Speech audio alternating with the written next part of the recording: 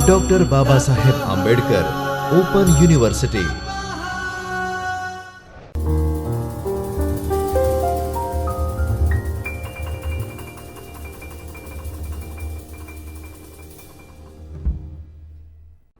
नमस्कार मित्रों, doctor Baba Saheb Ambedkar open university के चैतन्य स्टूडियो से मैं doctor Sunil Parmar, assistant professor Hindi, आप सभी का हार्दिक स्वागत करता हूं।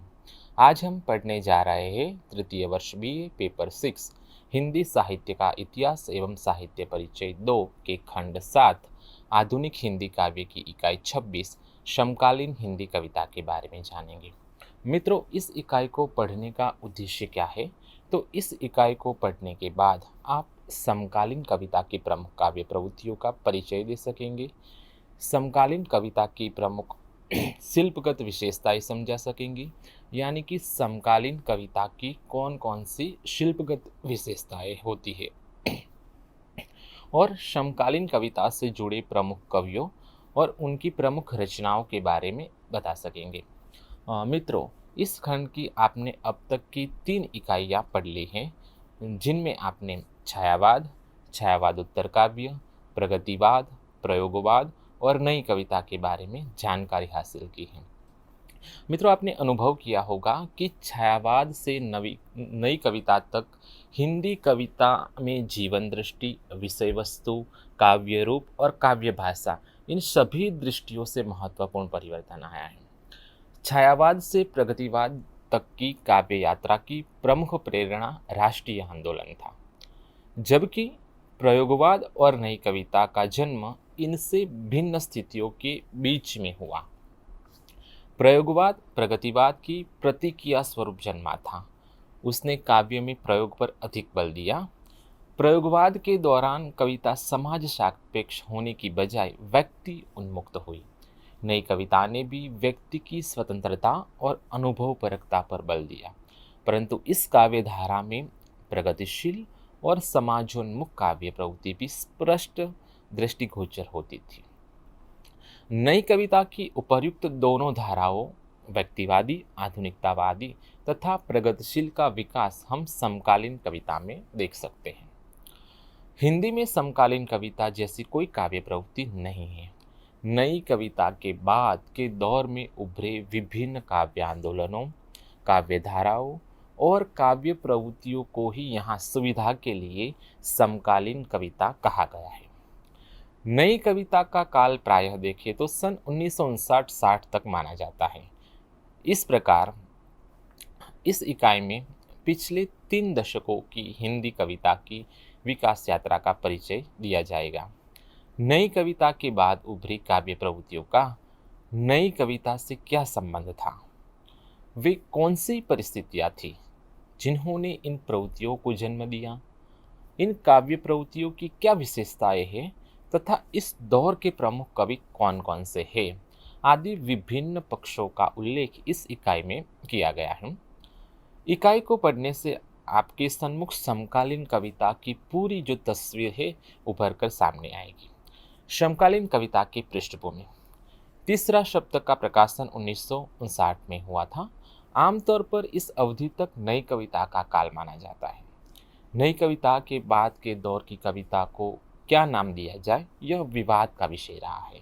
सन 1960 के बाद के दौर में नई कविता की व्यक्तिवादी, आधुनिकतावादी काव्य धारा ही और अधिक तीव्रता के साथ विकसित हुई। इस दौर में उभरे कवियों ने अपने को पूर्व की काव्य धाराओं से अलगाव था, लेकिन 60 के बाद के पहले दशक की कविता, जिसे साठोत्तरी कविता नाम भी दिया गया है, अपने को कई नामों और काव्य आंदोलनों से व्यक्त करती है। अकविता, विद्रोही कविता, बेट कविता, सनातनी सूर्योदयी कविता, यूर्ष्यावादी कविता, नूतन कविता, सहज कविता, विचार कविता आदि विभिन्न नामों के साथ 7वें दशक में युवा कवि नए तेवर और नई भंगिमा के साथ उभर रहे थे। परंतु मित्रों, इनमें से एक भी नाम और आंदोलन हिंदी काव्य परंपरा में स्थायी महत्व प्राप्त नहीं कर सका। ये सभी काव्य आंदोलन क्षणजीवी प्रमाणित हुआ है, परंतु महत्व इस बात का नहीं है। अलग अलग नामों और घोषणाओं के साथ जो नए काव्य आंदोलन उभर रहे थे, वे सारी भिन्नताओं के दावों के बावजूद एक सी काव्य दृष्टि और विचार दृष्टि का प्रतिनिधित्व कर रहे थे। सर्वस्वीकृत प्रवृत्तिगम नाम के अभाव में हम भी 7वें दशक की इस युवा कविता को साठोत्तरी कविता कहेंगे। सन 1968 में भारतीय परिस्थितियों में कुछ महत्वपूर्ण परिवर्तन हुए, जिनकी चर्चा हम आगे करेंगे।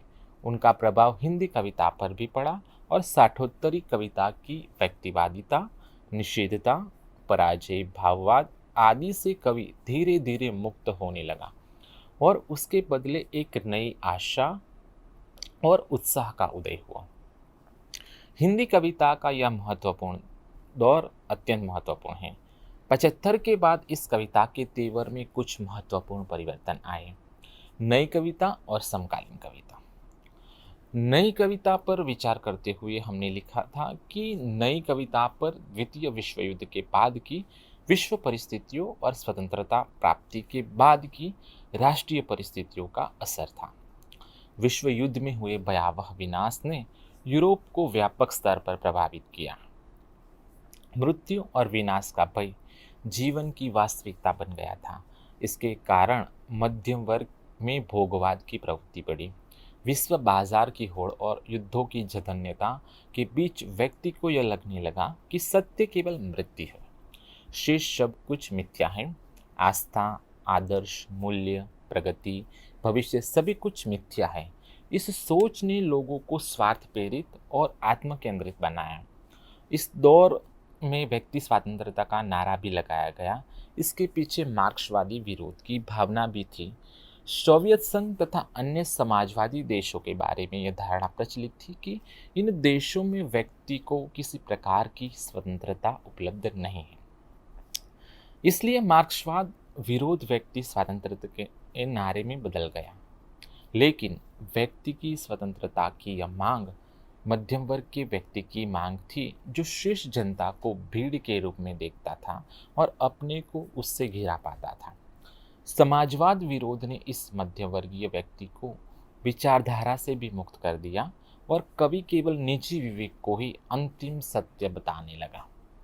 नए कवि का मानना था कि व्यक्ति का विवेक ही उसे सही दिशा दे सकता है, न कि कोई बाहरी सत्य। नई कविता में औद्योगिक सभ्यता की भी तीव्र आलोचना थी। बढ़ते औद्योगिकीकरण और मशीनीकरण ने मनुष्य को भावात्मक स्तर पर अकेला और असहाय बनाया। स्वार्थी और लोभी भी। भारत में भी स्वतंत्रता प्राप्ति के बाद हुए विकास ने मध्य वर्ग के संवेदनशील मन पर गहरा असर डाला। किसी समाजोन्मुख चिंतन के अभाव में इस दौर का कवि अपने आसपास की सारी समस्याओं का कारण औद्योगिक विकास को ही मानने लगा। नई कविता में मनुष्य की निजी अनुभूतियों की अभिव्यक्ति पर अधिक बल दिया गया है। इस प्रकार नई कविता की व्यक्तिवादी आधुनिकतावादी धारा ने जो रास्ता अपनाया, उसी का विकास या पतन हम साठोत्तरी कविता में देख सकते हैं। साठोत्तरी कविता में यह व्यक्तिवाद और प्रबल हुआ। निजी विवेक में भी कहीं न कहीं चिंतन और सोच की संभावना निहित थी, जबकि साठोत्तरी कविता ने विवेक से विदाई का नारा दिया। इस दौर के कवियों के लिए भी जनता भीड़ ही रही। इस भीड़ के प्रति उसकी घृणा और नफरत और अधिक तीव्र रूप में व्यक्त हुई। साठोत्तरी कविता में भोगवाद यौन जुगुप्सा में बदल गया। नारी मात्र देह रह गई। कवियों में पराजय और निषेध की भावना ही प्रबल थी। आस्था, आशा और आदर्श जैसे शब्द कविता से लुप्त हो गए थे। व्यक्तिवाद के प्रबल आग्रह ने कवियों को छोटे छोटे गुटों में बदल दिया। नित नए नए आंदोलन बनने और टूटने लगे। कविता के क्षेत्र में संपूर्ण अराजकता की स्थिति व्याप्त हो गई। यह अराजकता कविता की भाषा, रूप और शिल्प में भी व्यक्त होने लगी। कविता कवि की मानसिक प्रतिक्रियाओं की वाहक मात्र रह गई। प्रयोग के नाम पर कविता और भाषा दोनों से खिलवाड़ किया जाने लगा। ऐसे काव्य बिंबों और प्रतीकों का प्रयोग होने लगा जो केवल जुगुप्सा उत्पन्न करते थे। इन युवा कवियों ने विद्रोही तेवर के साथ अपनी कविता को एटी पोइट्री या अकविता नाम दिया। नई कविता की व्यक्तिवादी आधुनिकतावादी धारा की इस परिणति के कारण तत्कालीन परिस्थितियों में निहित थे।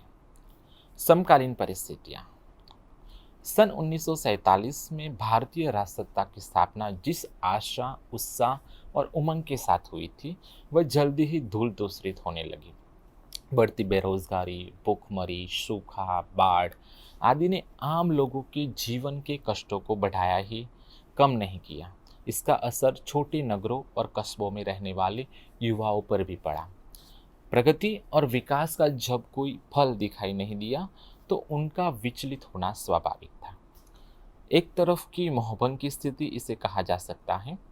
इन परिस्थितियों को बदलने वाली शक्तियां भी निस्तेज थी। देश में वामपंथी और प्रगतिशील आंदोलन अपने अंतर्विरोधों के कारण बिखर गया था।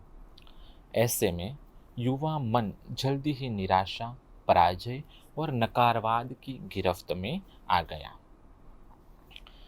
कस्बों और छोटे नगरों में रहने वाले युवा कवि जब महानगरों में आकर रहने लगे, तो उन्हें एक आश्चर्य लोक में दर्शन हुए। महानगर में फैली संपन्नता, विलासिता और चमक दमक ने उसे चकाचौंध कर दिया। अपने कस्बे के गतिहीन जीवन और महानगर की इस रफ्तार भरी जिंदगी को वह सहज ही जब्त नहीं कर पाया। इस अंतःविरोध को समझने की बजाय उसे यहाँ और वहाँ दोनों ही जीवन निरर्थक लगने लगे। एक इसलिए कि वह उसकी मध्यवर्गीय पहुंच से परे था, और दूसरा इसलिए कि वह उसकी आकांक्षाओं से अत्यंत अल्प था। ऐसे में सब कुछ को नकारने के विद्रोही तेवर अपनाते हुए हर चीज को और अपने आप को भी निरर्थक मानने और बताने लगा। विचार, प्रेम, आस्था आदि शब्द उसे गाली की तरह लगते थे। संघर्ष 7वें दशक की यह मानसिकता उस दौर के मध्यवर्ग की मनस्थिति को व्यक्त करती है। लेकिन यह कोई स्थायी चीज नहीं थी। 1962 में चीन के साथ संघर्ष और 1965 में पाकिस्तान के साथ लड़ाई ने स्थितियों को और बदतर बनाया। शासक पार्टी कांग्रेस की लोकप्रियता कम होने लगी। जनता का असंतोष विभिन्न जन आंदोलनों के माध्यम से व्यस्त होने लगा। 1967 के चुनाव में लोकसभा में कांग्रेस को मामूली या बहुमत प्राप्त हुआ और कई राज्यों में विरोधी दलों की संयुक्त सरकारें बनी। पश्चिम बंगाल और केरल में वामपंथी सरकारें स्थापित हुई। देश के कुछ हिस्सों में नक्सलवादी आंदोलन के रूप में सशस्त्र विद्रोह भी हुए। बहरहाल 7वें दशक की समाप्ति तक सारे देश में जगह जगह जनता का असंतोष और परिवर्तन की आकांक्षा जन आंदोलनों के रूप में व्यक्त हो रही थी। इसका असर युवा कवियों पर पड़ने लगा था। जन आंदोलनों में उन्हें नई आशा, नए भविष्य के सपने उगते नजर आने लगे। उनकी कविता को एक नया प्रेरणा संसार मिला। वे पराजय और नकारवाद के चंगुल से मुक्त होकर जनता की अपराजय शक्ति के गीत गाने लगी। ऐसे समय इन कवियों को काव्य परंपरा के रूप में प्रगतिवाद का स्मरण आना स्वाभाविक था। आश्चर्य यह था कि नागार्जुन, त्रिलोचन शास्त्री, केदारनाथ अग्रवाल, मुक्तिबोध, शमशेर आदि प्रगतिवादी कवि ही नहीं, रघुवीर सहाय, केदारनाथ सिंह जैसे नए कवि भी इस निराशा और हताशा के दौर में भी जीवन की आस्था और संघर्ष की कविता लिख रहे थे। लेकिन व्यक्तिवादी पराजयवादी स्वर इतना प्रबल था कि उसके शोर में ये कविताएं हाशिए पर चली गई। लेकिन बदली परिस्थितियों ने एक बार फिर इस प्रगतिशील जनवादी धारा को काव्य परंपरा के केंद्र में स्थापित किया। 1975 तक क्रांति और परिवर्तन का स्वर मुखर से मुखरतर होता गया। कवियों को लग रहा था कि बस क्रांति तो उनके दरवाजे पर दस्तक दे रही है। लेकिन तभी देश में आपातकाल की घोषणा हो गई। राजनीतिक गतिविधियां ठप पड़ गई, जन आंदोलन लुप्त हो गए, चारों ओर सन्नाटा और आतंक का साम्राज्य छा गया। कवियों के लिए यह अकल्पनीय स्थिति थी। लेकिन इस बार वह निषेधवाद और पराजय भावना से ग्रस्त होने से बचा रहा। क्रांति का स्वर तो लुप्त हो गया था, परंतु जनता में आस्था और परिवर्तन की आकांक्षा बरकरार रही। 1977 में हुई घटनाचक्र ने एक बार फिर उसे उत्साहित किया, परंतु इसके बाद के लगभग डेढ़ दशक में राजनीतिक परिस्थितियों में परिवर्तन तो होते रहे, परंतु जनता की बदहाली में कोई परिवर्तन नहीं आया, बल्कि बढ़ती सांप्रदायिकता, जातिवाद और क्षेत्रीयवाद ने राष्ट्रीय एकता और अखंडता के सामने ही गंभीर चुनौती खड़ी कर दी। आज हिंदी कविता इन स्थितियों के प्रति अधिक सजग है, उसका चिंतन अधिक प्रौढ़ और उसकी अभिव्यक्ति अधिक संतुलित और सकारात्मक है। आगे हम हिंदी कविता के इसी विकास क्रम का परिचय प्राप्त करेंगे मित्रों। समकालीन कविता की प्रमुख धाराएं, उसमें सबसे पहले है साठोत्तरी कविता। नई कविता ने काव्य रचना के जो मुहावरे और सरोकार अपनाए थे वह सन 60 तक आते आते रूढ़ होने लगे। अधिकांश कवि एक साकथ्य, एक सी भाषा, बिंब, प्रतीक, शैली आदि दोहराने लगे। जाहिर है इस स्थिति को तोड़ना आवश्यक हो गया। 1960 के आसपास उभरे युवा कवियों ने नई कविता की रूढ़िबद्धता से भिन्न मार्ग खोजने की कोशिश की। 7वें दशक में सामने आए कवियों ने लघु पत्रिकाओं के माध्यम से अपने को व्यक्त करना शुरू किया। हर लघु पत्रिका के साथ एक नया काव्य आंदोलन जन्म ले रहा था। नए काव्य आंदोलन की घोषणा पत्र तैयार हो रहे थे।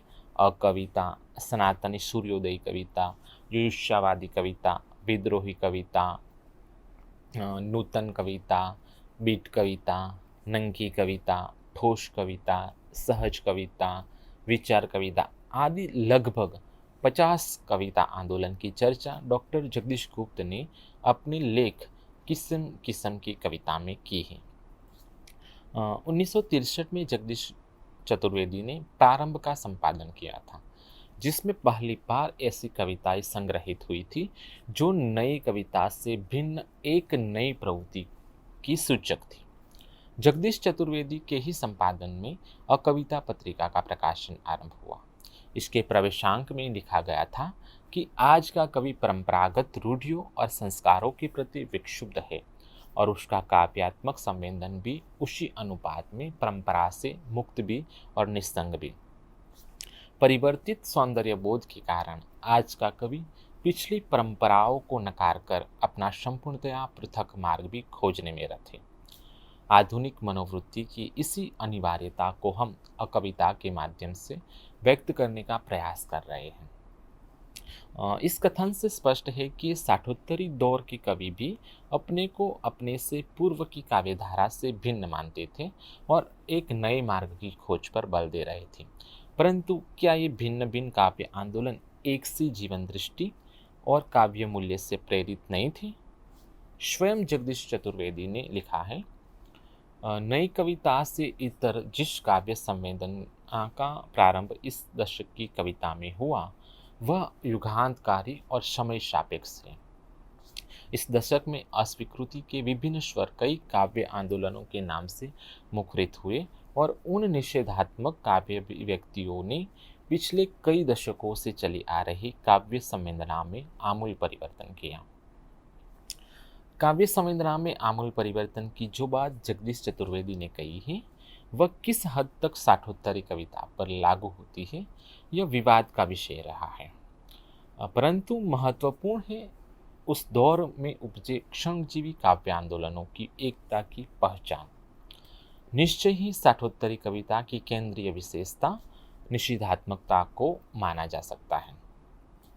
इसलिए हम यहाँ अकविता, ठोस कविता, बीट कविता आदि किसी किस्म नामों से प्रचलित इन साठोत्तरी कविता को एक ही काव्य प्रवृत्ति की भिन्न भिन्न अभिव्यक्तियाँ मानकर विचार करेंगे।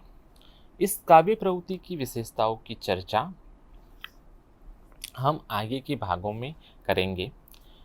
प्रगतिशील जनवादी कविता 1967 के बाद बदली परिस्थितियों का प्रभाव कवियों पर भी पड़ रहा था। जहां एक और पुराने प्रगतिशील कवि नई ऊर्जा और तेजस्विता के साथ सामने आ रहे थे, वहीं रघुवीर सहाय, सर्वेश्वर आदि नए कवि अधिक जनोन्मुखी और सकारात्मक रचनाधर्मिता का परिचय दे रहे थे। धूमिल, लीलाधर जगुड़ी, राजकमल चौधरी जिससे साठोत्तरी दौर के कवियों पर भी इस नए प्रगतिशील जनवादी उभार का असर दिखाई दे रहा था। 8वें दशक में सामने आने वाले अधिकांश कवि तो इस उभार से प्रभावित और प्रेरित थे ही।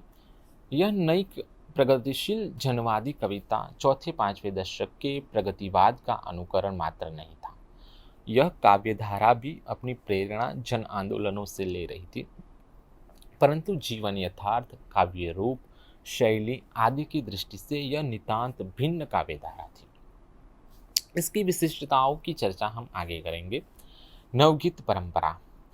छायावाद से प्रगतिवाद तक कविता लिखने के साथ साथ गीत लिखने की परंपरा भी अबाध रूप से चलती रही, परंतु प्रयोगवाद और नई कविता में गैर रोमानियत पर इतना अधिक बल दिया गया कि गीत लेखन की परंपरा लगभग अवरुद्ध हो गई। छठे दशक के अंत तक आते आते कुछ गीतकारों ने नई कविता की तरह नवगीत का नारा दिया। नवगीत की यह परंपरा छायावाद की रूमानी धारा से भिन्न थी, परंतु इसने हिंदी काव्य परंपरा को अधिक प्रभावित नहीं किया। यह अवश्य है कि नवगीत की यह परंपरा बाद के दशकों में भी चलती रही और कविता के क्षेत्रों में होने वाले परिवर्तनों का असर भी नवगीत परंपरा पर पड़ा और 8वें दशक में जनवादी गीत की भी सुदृढ़ धारा दिखाई देने लगी। नवगीत की इस परंपरा पर लोकगीतों का असर था। इस प्रकार समकालीन कविता को हम उपर्युक्त 3 काव्य धाराओं साठोत्तरी कविता, प्रगतिशील जनवादी कविता, नवगीत परंपरा में अभिव्यक्ति होता पाते हैं। मित्रों, आज हमने समकालीन कविता की पृष्ठभूमि के अंतर्गत नई कविता और समकालीन कविता, समकालीन परिस्थितियाँ और समकालीन कविता की प्रमुख धाराओं के बारे में जाना। आगे के लेक्चर में हम समकालीन कविता की प्रमुख प्रवृत्तियों के बारे में जानेंगे। तब तक के लिए धन्यवाद। स्वाध्यायः परः।